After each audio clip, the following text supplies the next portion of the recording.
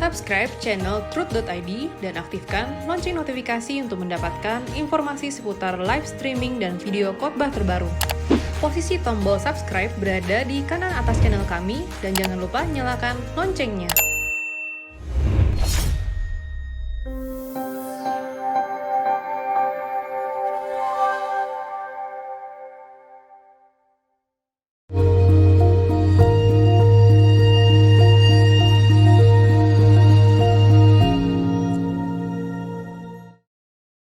Salam saudara, kita masuk episode 108, ya, 108 untuk Anda bertanya, Alkitab menjawab. Oke? Dari 0821, 1477, 7 dan seterusnya. Salam Bapak Pendeta Erastus, saya sungguh berterima kasih atas khotbah-khotbah Bapak yang memperbaharui cara berpikir saya. Yang saya mau tanyakan sekarang adalah mengenai hipnoterapi. Apakah dalam kekristenan diperbolehkan ya? Contohnya seperti membisikkan kata-kata positif saat anak sedang tidur supaya mempengaruhi kerja otak bawah sadar anak. Terima kasih ya Pak sebelumnya atas jawabannya. Tolong nanti di WA di episode keberapa pertanyaan ini dijawab ya Pak, tolong berkati. Ke episode keberapa ya, tolong diingatkan, kami akan segera. Sebenarnya apapun istilahnya, kata-kata yang kita bisikkan kepada anak-anak pada waktu sedang tidur, itu tidak menjadi masalah. Apalagi kalau anak-anak masih bangun atau di sayup-sayup tidur ya. Apakah namanya hipnoterapi atau yang lain. Saya pernah mempelajari hal ini, bukan berarti saya mempraktekkan, tetapi saya menulis buku mengenai hipnoterapi ini. Karena pada waktu itu di satu majalah saya harus menulis, dan saya tidak tahu bahannya masih ada tidak, tapi tertarik juga itu, saudara, untuk bisa dikemukakan lagi. Ya. Jadi hipnoterapi asal isinya bagus, isinya adalah kata-kata firman Tuhan, mewarnai pikiran dan jiwa anak-anak. Itu bagus. Selamat mengerjakannya Pak. Ingat, bukannya pada waktu dia sudah tidur, di bawah sadar, pada waktu sadar pun, kita selalu mengajarkan firman Tuhan. Jangan membuka peluang anak-anak mendengar yang lain. Jangan beri peluang banyak anak-anak main game online. Ini penting sekali. Jangan membuat anak-anak kita terbelenggu oleh gadget. Boleh membeli gadget, tapi harus diawasi dan diketati dengan batas-batas tertentu. Tapi lebih daripada itu, orang tua harus memberikan pengaruh yang positif, pengaruh rohani yang kuat agar anak-anak tidak terjerembab ke dalam hidup keduniawian, ya, pengaruh dunia yang saat ini. 0817, 711 dan seterusnya dari Cibinong. Salam Pak Eras, izin bertanya, apakah ketika Ayub ditunjuk sebagai orang saleh kepada iblis, artinya dinyatakan saleh oleh Allah, ada pernyataan corpus delicti dari hidupnya? Lalu walaupun Ayub hidup sebelum salib Kristus, apakah Ayub turut dimuliakan bersama Kristus atau harus kembali dididik dengan gada besi karena tidak lebih besar dari Yohanes Pembaptis? Terima kasih Pak Eras, salam kasih. Yang pertama, maksud firman Tuhan bahwa yang terbesar di perjanjian lama itu paling kecil di perjanjian baru. Itu bisa saja tidak bicara soal status, derajat atau kepangkatan. Tapi bicara bahwa Yohanes ada di antara masa perjanjian lama dan perjanjian baru. Ya. Dia terbesar di kerajaan, di perjanjian lama. Dia terbesar. Tapi terkecil di perjanjian baru. Karena dia ada di masa antara. Nabi-nabi, raja, orang-orang benar ingin melihat dan ingin mendengar apa yang kamu dengar. Mereka tidak mendengar. Mereka tidak mendengar. Yohanes Pembaptis tahu. Jadi terbesar dia. Tetapi dia tidak sampai Yesus mati di kayu salib. Dia sudah dipancung. Dipotong kepalanya. Jadi belum selesai. Jadi terkecil dia. Belum lengkap. Itu maksudnya. Jadi tidak selalu berarti itu tingkatan atau derajatnya. Ayub dan orang-orang saleh di perjanjian lama, apakah dimuliakan bersama dengan Yesus? Nah, ini menjadi masalah. Ingat pada waktu Yesus bangkit, ada orang-orang saleh yang bangkit. Dan sejak itu, kalau kita membaca Alkitab, ya, ada tua-tua yang berdiri di sekitar tahta. Kalau di perjanjian lama, Yahweh Allah bertemu dengan anak-anak Allah atau bisa dikatakan makhluk-makhluk surgawi. Tapi di perjanjian baru ada tua-tua yang jumlahnya 24. Apakah Ayub termasuk di situ? Bisa saja. Tidak dimuliakan bersama Yesus artinya tidak bersama-sama dengan Yesus memerintah. Tapi mereka menjadi sahabat-sahabat. Menjadi tua-tua di dalam kerajaan nanti. Oke, ini seperti pemerintahan. Mereka sahabat-sahabat Tuhan Yesus. Ya. Tetapi kalau bisa dimuliakan bersama dengan Yesus, saudaraku, itu orang percaya yang menderita bersama-sama dengan Tuhan. Yang akan dimuliakan dan memerintah bersama dengan Yesus. Itu yang saya pahami. Oke? Terima kasih. 0812 8806 9 dan seterusnya. Salam Pak Eras, langsung saja saya menceritakan pergumulan saya. Saya sudah menikah memasuki usia 7 tahun. Duri dalam daging saya ini mengenai nafsu seks, Pak. Saya selalu terganggu dengan pikiran seks saya. Apalagi saya dan istri LDR itu apa ya? A long distance relationship. Oke. Karena istri memiliki beban tersendiri tidak bisa jauh dari orang tuanya hingga pada akhirnya saya terjatuh dalam percabulan, Pak. Saya selalu terus berusaha untuk menghilangkan gairah seks saya ini. Namun nggak pernah berhasil secara permanen, artinya hilang sama sekali. Apalagi yang mesti saya lakukan karena saya takut sekali apabila saya mati nanti pikiran ini masih saya bawa. Apalagi saat mendengar khotbah Pak Eras yang selalu menekankan hidup tidak bercacat, tidak bercela. Saya langsung penuh dalam kekhawatiran, Pak. Terima kasih Pak Eras atas penjelasannya. Anda masih memiliki nurani yang sangat baik. Tapi Anda tidak memiliki tekad yang bulat. Menghadapi gairah seks ini semua kita mengalami. Tetapi bagaimana kita mengatasinya itu berbeda. Kalau kita berkomitmen untuk tidak melukai hati Tuhan, kita harus bertekad secara bulat. Tuhan, aku tidak mau berbuat dosa lagi. Dan tiap hari harus mengupdate tekad itu. Aku tidak berbuat dosa lagi. Untuk hari ini, untuk kasus ini. Ampunilah aku. Bisa salah lagi, nanti minta ampun lagi. Perbaharui tekad. Sampai, walaupun itu tidak hilang sama sekali. Tidak, kita tahu tidak hilang. Tapi tidak memiliki kemampuan menguasai kita. Sehingga kita tidak jatuh dalam dosa. Makin hari itu makin diperlemah. Sampai nanti kita menutup mata, pasti kita akan tinggalkan. Baru kita dimerdekakan. Seperti yang Paulus katakan, aku mau menanggalkan pakaian atau tubuh lama dan mengenakan manusia tubuh baru, tubuh kebangkitan. Dan itu menjadi pergumulan. Bahkan saya kadang-kadang jadi curiga yang Paulus katakan duri dalam daging, itu bisa gairah seks Paulus yang berat. Nah itu sebenarnya di dalam buku-buku teologi juga ditulis. Nah ini justru menjadi tantangan dan keindahan. Kenapa? Kalau Tuhan membunuh gairah-gairah yang salah dalam diri kita dengan mudah kita lepas, tidak ada perjuangan, bukan keindahan. Tapi justru ketika kita harus bergumul berat, tapi kita mencintai Tuhan, membuktikan cinta kita kepada Tuhan, kita jadi indah. Jangan mengalah. Jangan berhenti berjuang.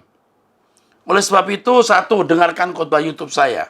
Setiap kali saudara punya jam doa untuk bertemu Tuhan. Ingat ini, dengar khotbah, YouTube, ya. 3, jangan nonton film yang tidak membuat Anda takut akan Allah. Mungkin bukan film-film porno, tapi film-film yang membangkitkan gairah. Pasti di film-film itu ada adegan-adegan yang membangkitkan gairah dan itu bisa merusak. Kecuali nanti kalau saudara sudah bisa melewati, Anda nonton film yang merangsang gairah, Anda bisa melewati. Sekarang jangan. Keempat, jangan bergaul dengan orang yang cabul. Karena Anda akan jatuh nanti dalam kesalahan. Yang berikutnya, bersama saya, ayo kita berkemas-kemas pulang. Ya, matikanlah aku Tuhan. Itu dulu, dari dulu saya nyanyi, nggak mati-mati. Akhirnya kita bisa mati. Tekad matikan daging. Karena hal itu akan membuat Anda jatuh dalam dosa. Saya dibantu oleh keadaan. Ketika saya melihat orang-orang di sekitar saya yang begitu tulus membantu pelayanan, itu membuat saya tidak bisa berbuat salah. Bagaimana saya bisa mengkhianati orang-orang ini? Mereka berjuang, berkorban dengan tulus membantu saya dalam pelayanan, lalu saya mau berbuat dosa. Entah dosa seks, entah dosa uang, entah dosa jabatan. Yang kedua, saya lihat anak-anak saya. Saya lihat anak saya, lihat cucu saya. Aduh, hati saya pecah. Bagaimana aku melindungi mereka kalau aku hidup tidak berkenan di hadapan Allah? Aku harus jadi sahabat Allah untuk melindungi mereka. Karena kalau aku jadi sahabat Allah, Allah akan melindungi orang-orang yang saya kasihi.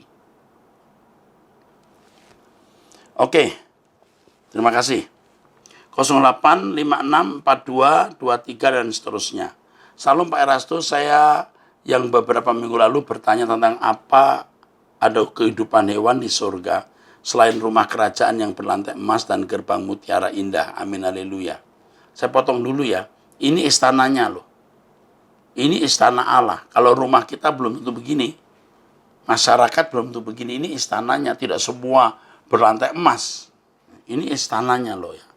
Puji Tuhan, saya kemarin habis dengarkan tentang seminar Bapak tentang adakah perkawinan di surga. Dan di awal sesi kedua saya mendengar tentang pria dan wanita sejati. Kemudian terbersih tanya dalam teologi saya, dan tentunya pasti tuntunan Roh Kudus untuk kita belajar bersama mencari kebenaran dan mengungkap sebagian misteri yang Allah sembunyikan. Tentu bisa kita klaim benar karena ada ayat yang kita temukan, haleluya. Tetapi tujuan kita yang terpenting seperti sesi pertama, kita pokoknya pangkalnya harus pikirkan dulu, utamakan pengabdian kita kepada Allah dan Tuhan Yesus. Oke, kembali ke sesi 2 tadi Pak. Ketika Bapak mengatakan pria dan wanita sejati yang jadi pertanyaan, ketika Bapak mengatakan pria dan wanita sejati yang jadi pertanyaan, berarti kita menjadikan usaha sepenuhnya di dunia ini ya Pak, untuk jadi pria dan wanita sejati. Terus terpikir kemungkinan berarti besok ke depan kita yang tersaring menjadi pria, wanita, paling sejati masuk dalam surga, kemungkinan sedikit ya Pak. Lah, memang yang masuk menjadi anggota keluarga kerajaan Allah itu sedikit.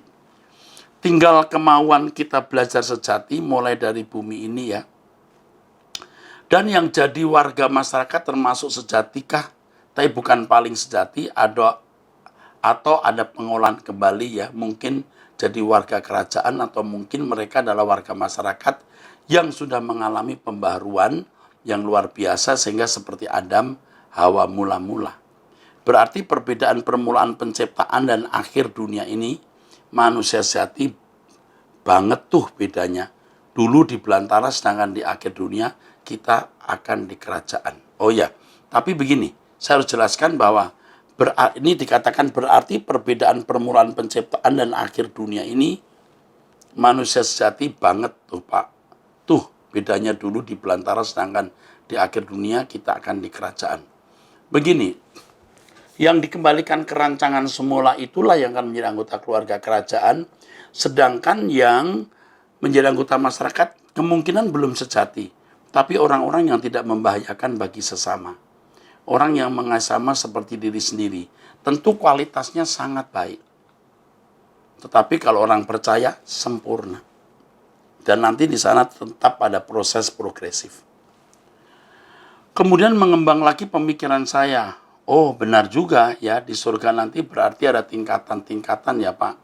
Dulu waktu saya remaja pernah baca firman, terngiang sampai sekarang. Penafsiran saya dengan ayat yang bunyinya, ketika murid-murid debat kedudukan surga. Tuhan jawab, barang siapa ingin menjadi terbesar di antaramu, hendaklah ia menjadi hambamu. Berarti di antara kita harus saling melayani, punya hati hamba yang saling menghargai dan melayani. Kemudian timbul pikiran lagi, kalau orang yang meleset dan nanti masuk neraka itu kekal ya Pak. Ya, Alkitab berkata begitu. Jadi begini, melesetnya itu bagaimana? Meleset yang membuat seseorang tidak menjadi anggota keluarga kerajaan Allah, itu tetap bisa menjadi anggota masyarakat. Tapi kalau meleset jadi baik, itu jahat. Meleset jadi sempurna itu bisa jadi baik. Tapi kalau meleset dari baik, masuk neraka. Kata meleset ini memang ada di dalam lingkup orang percaya yang dipilih untuk menjadi anggota keluarga kerajaan. Anggota keluarga kerajaan harus punya ketepatan. Ketepatan. Jika tidak tepat itu meleset. Tapi kalau meleset belum tentu juga masuk neraka, tapi bisa menjadi anggota masyarakat. Tapi kalau meleset dari baik, jadi jahat. Saudara. Jahat, baik, sempurna. Kalau meleset dari baik, pasti neraka. Karena jahat. Oke. Kalau orang yang meleset nanti masuk neraka itu kekal ya Pak. Ya, asal. Kalau meleset dari kesempurnaan masih baik, belum tentu. Jadi anggota masyarakat, masih bisa. Nggak ada tingkatan-tingkatan ya Pak. Tidak dijelaskan. Anggota masyarakat ada tingkatan, tidak. Oke, itu mungkin yang dimaksud misteri yang nggak dikatakan oleh Tuhan. Karena itu tentang hal rahasia yang harga mati yang dimiliki ibarat pedagang supaya kita bisa membeli dengan harga yang pantas untuk hidup ini. Waduh, kok dihubungkan dengan pedagang. Berarti tingkatan yang akan datang kemungkinan neraka, tengah-tengah orang baik adalah rakyat yang sempurna, warga kerajaan Allah. Ya, yang jahat itu neraka, yang baik anggota masyarakat, yang sempurna anggota keluarga. Kalau warga masyarakat itu masih bisa, atau warga kerajaan surga itu masih masyarakat. Tapi kalau anggota keluarga kerajaan itu pasti surga. Seberapa taraf kejahatan yang bisa menjebloskan orang dalam neraka, Pak? Wah, ini Tuhan yang tahu nih. Karena kita tidak bisa menilai seseorang. Mungkin yang disebut manusia tapi nggak pakai akal manusiawi, tapi malah pakai naluri binatang ya Pak. Ya. Yang jahat, yang tidak menjaga perasaan orang, yang tidak merasakan penderitaan orang lain, itu binatang. Seperti singa makan binatang-binatang yang lemah itu. Cukup sekian dulu Pak, makasih Pak Eras. Dari semua line sharing yang Bapak buat ini, saya mendapatkan berkat dan bisa belajar untuk bebenah diri dengan murni sesuai kehendak dan nurani yang Tuhan Roh Kudus pimpin. Maaf Pak, saya belum sempat nyimak soal seminar surga dari sesi 1 sampai 7. Siapa tahu sudah dijawab di seminar surga. Hehehe. Makasih. Ada tanda begini, lalu senyum. Oke. Haleluya, makasih Pak Eras. Khotbahnya mau tanya Pak Eras. Ya. Nah kalau kertak gigi dan dicampakkan dalam kegelapan, apakah juga bagian dari neraka? Ya. Kelihatannya saya baca di kitab Perjanjian Baru ayatnya, ya. Saya pernah tidur kemudian mati lampu, nggak ada ventilasi sama sekali. Saya rasakan gelap sama sekali, seperti hilang tubuh. Saya dan penat seperti siksaan, tapi dalam gelap. Kemudian ada pertanyaan yang lain, Pak. Oh, jadi ketika di tempat gelap ya, itu neraka lebih gelap dari itu. Oke, kita boleh sukses dan lain-lain. Tapi tolong dibahas lain waktu di YouTube, Pak. Tentang memaknai kekayaan, kesuksesan, soal khawatir, kalau tidak detail diwanti-wanti nanti banyak yang jadi terpancang dengan kekayaan seperti teologi kemakmuran. Oke, khotbahkan lebih baik, saya akan khotbahkan dan tiap kali saya selalu bicara mengenai ini. Soalnya pernah menemukan banyak dari saya pindah-pindah gereja dapat bos yang Kristen, tapi ketika melihat ketidakstandaran perusahaan cuma diam nggak gagas karyawan. Dulu saya kerja beberapa tahun tidak dikasih BPJS ketenagakerjaan oleh bos saya yang adalah juga Kristen, sebenarnya kepercayaannya. Ya orang Kristen kepercayaan tapi sewenang-wenang terhadap karyawan. Nggak heran. Kalau Kristen tidak bertobat itu bisa lebih jahat dari orang non-Kristen. Sama saja. Orang non-Kristen tapi punya nurani yang baik itu bisa. Kemudian bos adik saya juga ada pendeta tapi statusnya juga punya perusahaan. Tapi menggaji karyawannya pun tidak sesuai standar UMK. Padahal perusahaannya bagus. Nggak tahu kenapa itu. karena banyak hutang mungkin. Terlebih sadisnya juga memberi upah kepada yang bukan Kristen lebih parah lagi. Nah ini manusia-manusia begini, tolong Pak dikhotbahkan yang begini-begini, oke, saya khotbahkan nanti. Saya sudah sering khotbahkan kok. Itu ya majikan-majikan itu, majikan-majikan Kristen itu, bos-bos Kristen itu, pimpinan-pimpinan perusahaan Kristen, owner, kalau memang tidak bertobat, tidak mengenal kebenaran, sama aja dengan mereka yang bukan Kristen. Bahkan sering lebih kejam. Tidak heran itu. Makanya saya katakan kepada jemaat ya, saudara itu ya, kalau tidak bertobat, uangmu itu jadi haram. Kau memberikan persembahan, tapi itu haram jadinya. Jadi haram. Di mata Allah itu najis, karena hidupmu najis. Kamu peras tenaga pegawaimu, kamu tidak punya perasaan terhadap penderitaan orang lain. Percuma persembahan saudara, percuma perpuluhan saudara. Hidup harus benar dulu, kasih sesama dulu. Nah, saya pernah melansir satu khotbah ya, lalu dipotong. Tapi positif. Yang pertama itu orang tuamu harus kamu jaga. Yang kedua mandiri, jangan jadi beban. Ketiga keluarga besarmu, 4 masyarakat sekitarmu, 5 gereja. Marah orang. Ini kan bukan urutan prioritas, tapi siapa yang paling dekat dulu. Kita bisa memberi persembahan uang di gereja, tapi kalau kita menekan karyawan kita, mengeksploitasi mereka, percuma. Kita memberi persembahan perpuluhan, orang tua tidak kita urus dengan baik, percuma. Alkitab mengatakan kalau orang tidak mengurus keluarga dengan baik, katakan atau nyatakan dia seperti orang yang tidak mengenal Allah. Nah ini loh, kok bisa loh, seperti orang Yahudi. Apa yang patut untuk orang tuamu jika kamu berikan ke bait Allah, enggak apa-apa, cukup itu. Wah itu kan pikiran rohaniwan Yahudi yang mau cari nafkah di gereja, yang mengeksploitasi jemaat, menyalahgunakan pelayanan atas nama Tuhan untuk cari uang. Ya, oke. Ini jadi kebablasan saya ngomong. Tapi intinya kalau Anda jadi pimpinan, Anda jadi bos, jangan sewenang-wenang pada orang. Ya, 0852 7779 dan seterusnya. Salam Pak Erastus, terima kasih untuk setiap pengajaran yang Bapak sampaikan. Saya sering mengikuti dari YouTube Truth ID. Pak, saya seorang karyawati perusahaan kecil dengan jumlah karyawan tidak lebih dari 30 orang.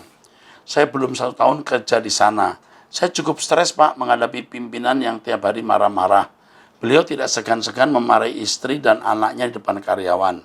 Setiap hari kami kerja dengan rasa takut karena hal kecil apapun bisa membuat beliau marah. Pimpinan kami beragama Kristen. Dia tahu saya beragama Kristen.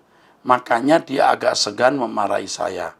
Tapi dengan karyawan yang non-Kristen, dia bisa maki-maki depan umum. Banyak karyawan yang berhenti kerja dengan perasaan benci. Saya sedih melihat teman-teman sekerja yang diperlakukan seperti itu. Saya tidak bisa menolong secara fisik, tapi lewat doa saja. Sampai kadang kasihan saya bisa berdoa sampai menangis melihat seorang Kristen memperlakukan sesamanya begitu sadis dengan perkataan. Saya harus bagaimana ya Pak? Sudah tidak ada damai sejahtera saya untuk bekerja di sana. Saat ini saya hanya bergumul lewat doa. Karena sekarang ini cari kerja susah banget. Saya pernah kerja di perbankan sebelumnya. Karena usia sudah tua, karena usia sudah tidak muda lagi, makanya mau cari kerja di bidang yang sama seperti dulu sudah susah. Mohon pencerahannya Pak. Tuhan Yesus memberkati pelayanan Bapak, keluarga dan kesehatan. Panjang umur ya Pak. Semoga lebih banyak jiwa disadarkan untuk KLP3. Amin. Yang pertama ini wanita ini. Yang pertama jangan pindah kerja. Tetaplah di situ dulu. Cari kerjaan susah. Saya sudah melihat hancurnya orang-orang yang karena satu dan hal berhenti bekerja akhirnya susah. Nanti akan menjadi beban bagi orang lain. Jangan berhenti bekerja. Apalagi di tengah suasana COVID-19 ini.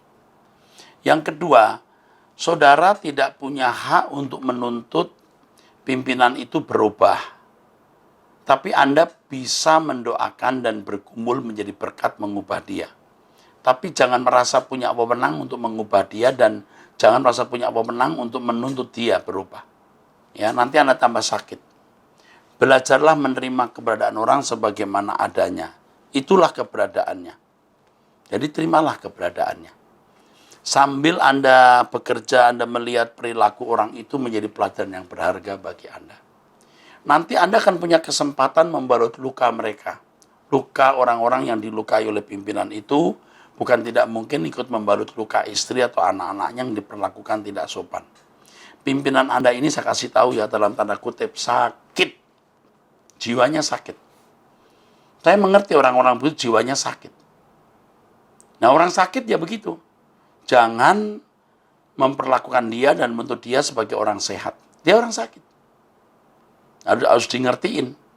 Dan Anda tidak perlu menuntut dia menjadi seperti yang Anda inginkan atau paling tidak dengan standar Kristen yang Anda pahami. Biar saja. Yang penting Anda bisa bekerja, dapat nafkah, dan tetap menjadi berkat di tempat itu. Tunggu peluang jadi berkat untuk mengubah orang lain. Ya, ingat jangan jatuh dalam dosa. Oke. 0812 85434 dan seterusnya. Tangerang Selatan. Salam Pak Pendeta Erastus, banyak terima kasih untuk jawaban pertanyaan-pertanyaan saya di episode yang sudah lewat. Sudah 5 bulan saya ikuti renungan khotbah streaming lagu Bapak setiap hari di YouTube. Ajaib Pak, khotbah-khotbah Bapak benar-benar membuat ketagihan dan buat saya sadar tujuan utama dalam hidup ini adalah serupa Tuhan Yesus dan berkemas-kemas untuk pulang ke rumah Bapak di LP3.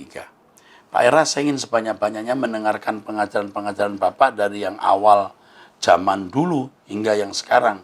Sudah banyak sekali tahunnya. Sedangkan saya baru subscribe Truth ID 3 bulan yang lalu. Bisakah saya mendapatkan lengkap semua judul buku-buku Bapak, judul seminar-seminar Bapak yang ada di YouTube, judul khotbah-khotbah lepasan Bapak yang ada di YouTube? Sehingga saya bisa mencicil cari YouTube untuk nonton dan baca ya, buku Bapak mulai sekarang. Maaf jadi merepotkan karena masih banyak sekali.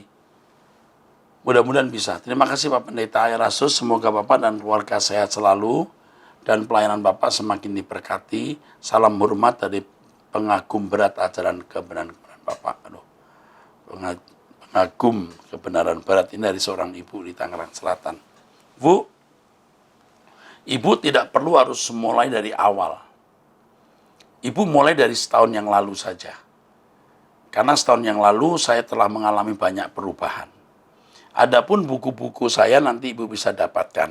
Ya. Pasti ya, ibu bisa akan dapatkan di banyak sumber yang akan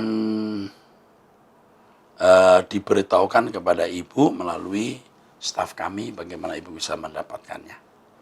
Terima kasih Bu. Ibu Rina, ini Ibu Rina, Tangerang Selatan. Ibu sudah kecanduan kebenaran. Puji Tuhan, saya sudah kecanduan dulu Bu ya. Puji Tuhan.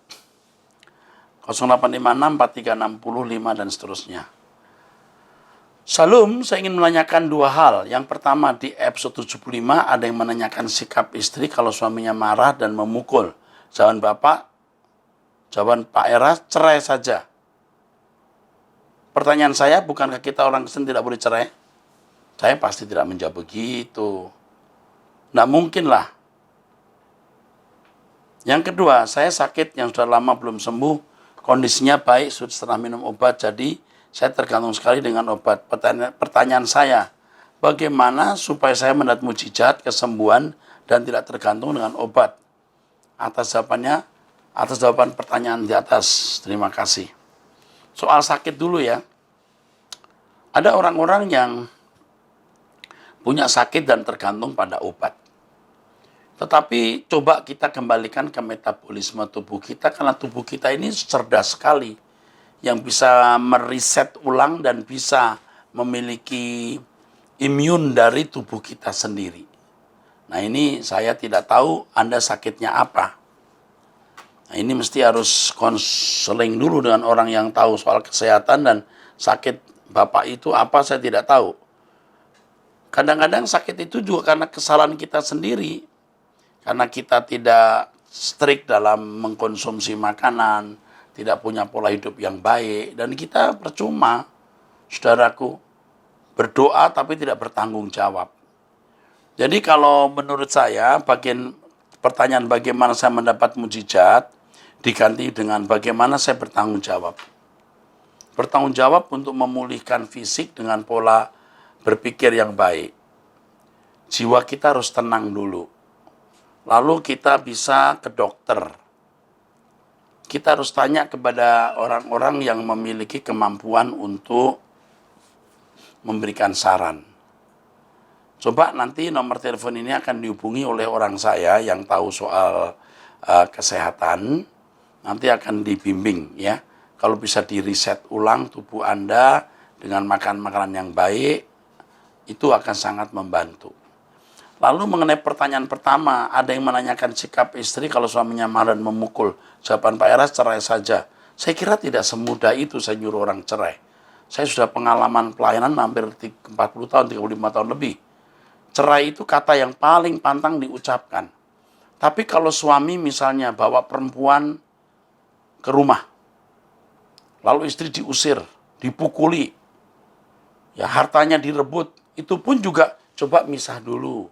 Misah ranjang, nanti misah rumah, panggil konselor untuk mendamaikan. Tidak boleh langsung main cerai saja. Nah, saya menggembalakan jemaat sudah hampir 45 tahun dengan kasus-kasus seperti ini. Saya tidak akan menyuruh istri cerai saja ketika dipukul suami, kecuali dalam tingkat tertentu. Dalam kondisi tertentu, itu pun harus lewat sebuah proses panjang. Baik, saya kira cukup di sini. Sampai ketemu di episode yang akan datang. Tuhan memberkati.